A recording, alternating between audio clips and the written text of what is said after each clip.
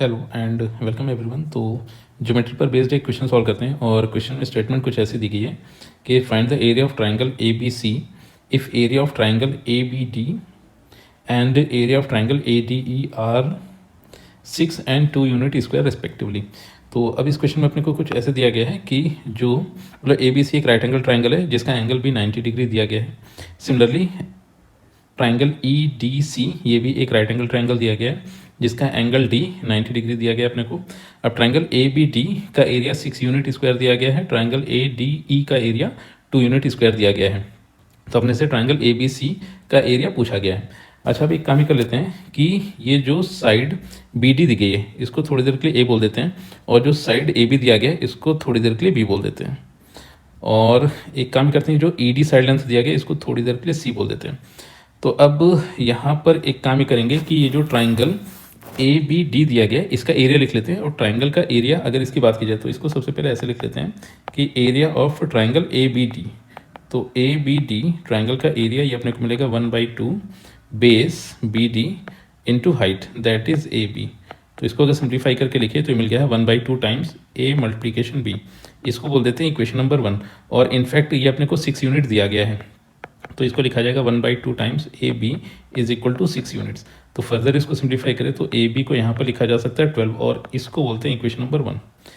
तो अब फर्दर एक काम ही करते हैं कि ये जो ट्राइंगल ए डी ई दिया गया है इसका एरिया लिख लेते हैं। तो यहाँ पर area of triangle A D ई, तो ए डी ई ट्राइंगल के एरिया की बात की जाए तो ये मिला है 1/2 बेस। और एक काम ही करते हैं कि इसमें एक छोटा सा कंस्ट्रक्शन कर लेते हैं कि ये जो अपने पास साइड लेंथ मतलब साइड बी सी गिवन थी इसके पैरेलल एक लाइन सेगमेंट ड्रॉ करते हैं और फिर ये जो डी ई है इसको थोड़ा सा एक्सटेंड करते हैं और इसको ये जो बी सी के पैरेलल लाइन थी इस पर इंटरसेक्ट कराते हैं। तो इस तरह से ये एंगल अपने को 90 डिग्री देखने को मिला। और एक काम करते हैं, ये जो इनका पॉइंट ऑफ इंटरसेक्शन आया था इसको थोड़ी देर के लिए एफ बोल देते हैं।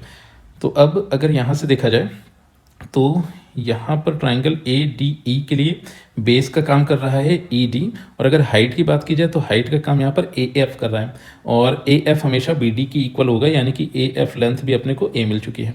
तो इस तरह से अब अगर ट्राइंगल ए डी ई का एरिया लिखा जाए तो ये अपने को मिल जाएगा 1/2 times base that is E D and height that is A F.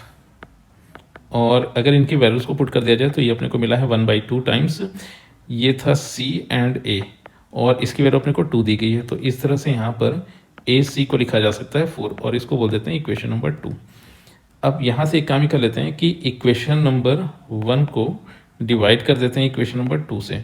तो फर्दर रिजल्टेंट अपने पास आ गया है A B divided by A C is equal to 12 divided by 4। तो फर्दर इसको सिंप्लीफाई करें तो ए से ए कैंसिल हो गया, b डिवाइडेड बाई सी ये अपने को मिल गया 3 डिवाइडेड बाई 1 और इसको बोल देते हैं इक्वेशन नंबर 3। अच्छा, अब अगर यहाँ पर सिमिलैरिटी से देखा जाए तो ट्राइंगल ए बी सी और ट्राइंगल ई डी सी ये दोनों ही ट्राइंगल्स एक दूसरे के सिमिलर होंगे, क्योंकि यहाँ पर अगर ट्राइंगल ए बी सी में देखा जाए और ट्राइंगल ई डी सी में अगर देखा जाए तो एंगल बी एंगल डी के इक्वल है। सिमिलरली एंगल सी और एंगल सी ये दोनों कॉमन हो गए, तो ये जो एंगल ई है वो एंगल इस ए के इक्वल होगा। तो इस तरह से अपने को triangle A B C and triangle E D C ये दोनों ही सिमिलर ट्राइंगल मिल गए। तो यहाँ से एक चीज़ कंक्लूड कर सकते हैं कि जो ट्राइंगल्स आए हैं triangles A B C and triangle E D and C, E D and C are similar triangles. तो ये दोनों ही ट्राइंगल अपने को सिमिलर ट्राइंगल्स मिले। अब अगर ये दोनों ट्राइंगल सिमिलर ट्राइंगल हैं तो एक काम यहाँ पर ये किया जा सकता है कि एरिया ऑफ ट्राइंगल, तो यहाँ से अपने को जो रिजल्टेंट मिलेगा that will be area of triangle A B C divided by area of triangle E D C. ये हमेशा इक्वल होंगे इनकी किसी भी करस्पॉन्डिंग साइड के स्क्वायर के।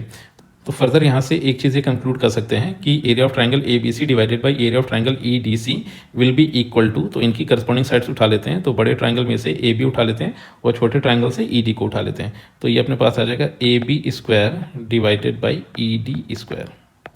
तो अब अगर इन सभी वैल्यूज़ को पुट कर दिया जाए और एक काम यहाँ पर ये कर लेते हैं कि जो ट्राइंगल ई डी सी दिया गया है इस ट्राइंगल के एरिया को थोड़ी देर के लिए यहाँ पर x बोल देते हैं। तो इस तरह से ट्राइंगल ई डी सी का एरिया तो अपने को x मिल गया और ट्राइंगल ए बी सी की अगर बात की जाए तो ट्राइंगल ए बी सी का एरिया अपने को मिलेगा 6 प्लस 2 प्लस एक्स। तो इस तरह से ट्राइंगल ए बी सी का एरिया अपने को मिला है 6 plus 2 plus X, and triangle E D C का एरिया अपने को मिला है एक्स। तो A B upon E D इसको लिखा जा सकता है A B that is B and E D that is C, इनका होल स्क्वायर। तो अब अगर फर्दर इसको सिंप्लीफाई करके लिखें तो रिजल्टेंट बना है 8 plus x divided by x is equal to b by c का होल स्क्वायर। तो यहाँ से अपने को मिल जाएगा 3/1 का होल स्क्वायर। तो फर्दर अगर इसको सिंप्लीफाई करें तो रिजल्टेंट मिल रहा है 8 plus x divided by x is equal to 9। तो फर्दर अगर इसको क्रॉस मल्टीप्लिकेशन से सॉल्व किया जाए तो 9x को लिखा जाएगा x प्लस 8। तो फर्दर अगर इसको सिंप्लीफाई किया जाए तो यहाँ से इसको लिख सकते हैं 8x इज इक्वल टू 8। तो यहाँ से x की वैल्यू अपने को मिल गई है 1।